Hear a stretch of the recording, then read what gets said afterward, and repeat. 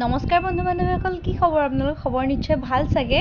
আজি মই আপোনালোকৰ মাজলৈ এনেকুৱা এটা ৰেচিপি লৈ আহিছোঁ, যিটো ৰেচিপি হয়তো সকলোৱে খাই ভাল পায়, বেছিকৈ ছোৱালীবোৰে খুবেই বেছি ভাল পায়। তেনেহ'লে বলকচোন পলম নকৰি ভিডিঅ'টোলৈ আগবাঢ়ো। মই যিহেতুকে আপোনালোকক কৈছোঁৱেই, আজি মই কৰ্দৈ টেঙাৰ ৰেচিপি বনাবলৈ ওলাইছোঁ আৰু তাৰ বাবে মই এয়া 7টা কৰ্দৈ লৈ লৈছোঁ। এইকেইটা মই প্ৰথমে ভালদৰে পানীৰে ধুই ল'ম, যিহেতুকে বহুত লেতেৰা থাকে আৰু দেউতাই ৰাতিপুৱাই গছৰ পৰা ছিঙি লৈ আহিছিলে। তেনেহ'লে প্ৰথমে এইকেইটা ভালকৈ ধুই লওঁ।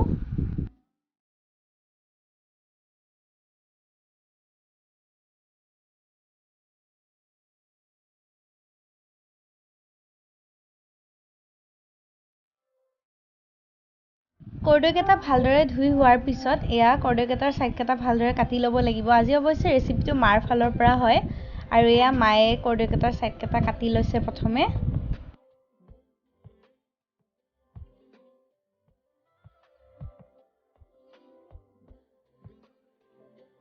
আপোনালোকে কৰ্দৈ কেনেদৰে ভাজি খাই কমেণ্ট কৰি জনাবচোন।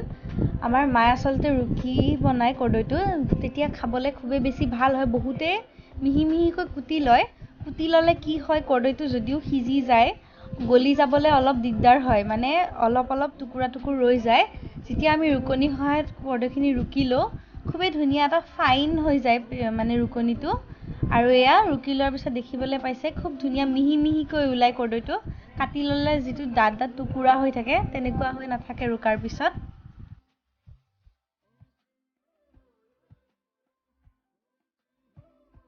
এয়া মায়ে এটা এটাকৈ গোটেইকেইটা কৰ্দৈ এতিয়া ৰুকি ল'ব।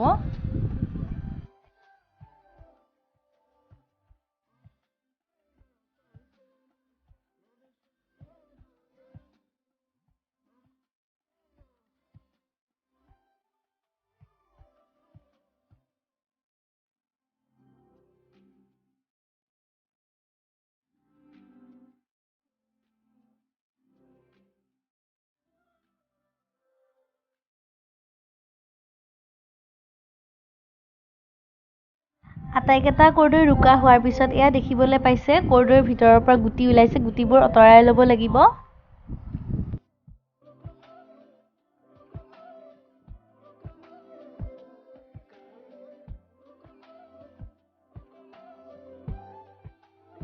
এতিয়া দেখিবলৈ পাইছে এয়া খুব ধুনীয়াকৈ ৰুকনিত ৰুকা হৈ গ'ল কৰ্দৈকেইটা।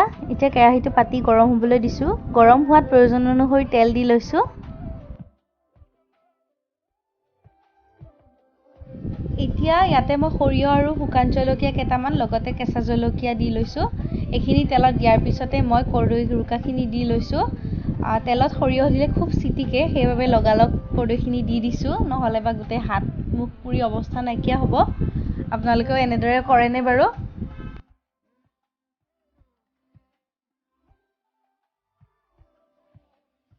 অলপমান সময় এইখিনি লৰাই লৈছোঁ।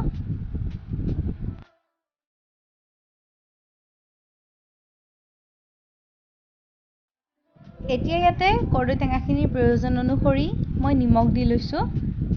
এইখিনি দুবাৰমান লৰাই ল'ম নিমখ দিয়াৰ পিছত।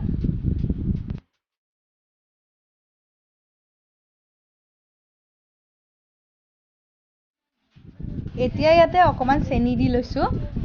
যিহেতুকে টেঙা হয়, অকণমান মিঠা হ'লে খাবলৈ খুবেই সোৱাদ হয়।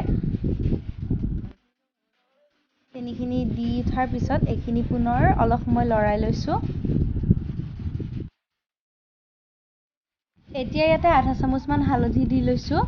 এইখিনি মই তেতিয়ালৈ ফ্ৰাই কৰি থাকিম যেতিয়ালৈ ইয়াৰে পানীটো শুকাই নাযায়, আৰু পানীটো শুকাই যোৱাৰ পিছত ইয়াৰ পৰা তেল ওলোৱা আৰম্ভ কৰিব। মই তেতিয়ালৈ এইখিনি ফ্ৰাই কৰি ল'ম।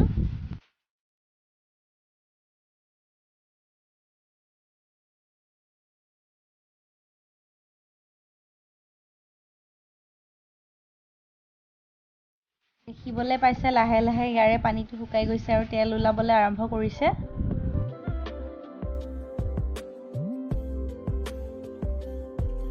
আৰু এতিয়া মোৰ ভাজিখন সম্পূৰ্ণ ৰেডি হৈ গ'ল। তেনেহ'লে আহকচোন প্লেট এখনত এইখিনি ছাৰ্ভ কৰোঁ।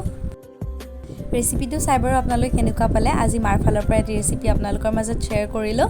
যদি ভাল পালে তেনেহ'লে প্লিজ কমেণ্ট কৰি জনাবলৈ নাপাহৰিব। নতুনকৈ অহাসকলে প্লিজ চেনেলটো ছাবস্ক্ৰাইব কৰি ল'ব। দুপৰীয়াৰ সাজত এনেকুৱা এখন টেঙা থাকিলে অইন কোনো ভাজিৰ দৰকাৰেই নাই, হয়নে নহয় বাৰু?